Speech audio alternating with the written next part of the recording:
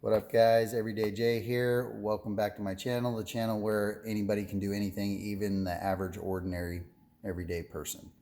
I'm going to show you how to remove the shaft adapter from a Taylor Made SLDR driver. I'm pretty sure the shaft adapters are pretty consistent from one driver to the next.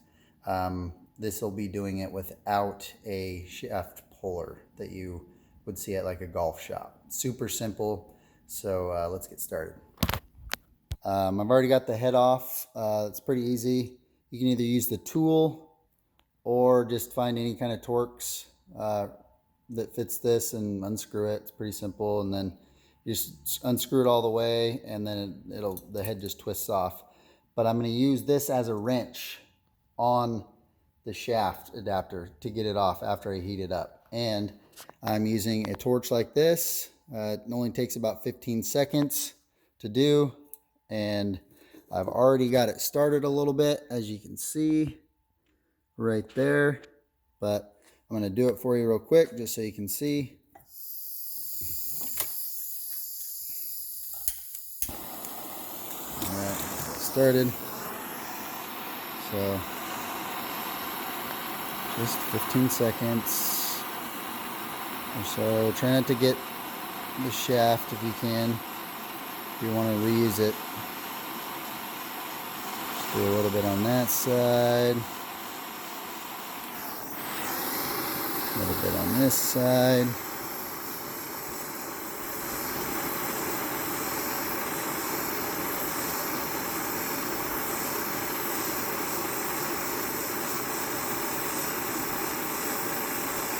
You'll be able to smell the epoxy kind of heating up when you do it. And this shaft adapter is metal, so that's why this torch is okay to use. Alright, I'm going to put this down, turn that off. Just take the head on. See? It moves really easy. And so you just keep kind of twisting and pulling. Keep the head locked in. And eventually it will come all the way off. There we go. And you should be able to just grab like a wrench when you get it far enough off and just kind of pop it off real quick. One sec. All right, just grab our little wrench and just, there we go. And it's off. All you want to do is put some solvent in there and clean that out. But I'm going to use a different shaft in this club. It's an old driver, and I'm going to use it for my son. So let that cool down. Probably don't just put it on something metal. This will act as like a big heat sink. But here's the old ferrule. Some people use these and put them back on or get a new one, but I haven't really heard if it's necessary or not. It's kind of more like trim on like baseboard on a floor for a house. Doesn't really do much to hold it on. This is what does.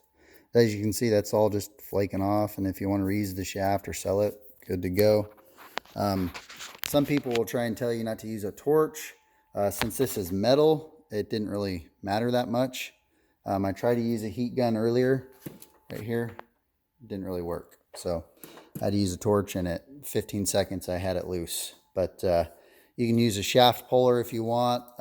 Most people don't have one. This little thing right here is just a rubber thing. It doesn't need to be super tight, just enough to keep the shaft from spinning. You can buy these at pretty much any golf store. So hope that helps. Have any questions, let me know.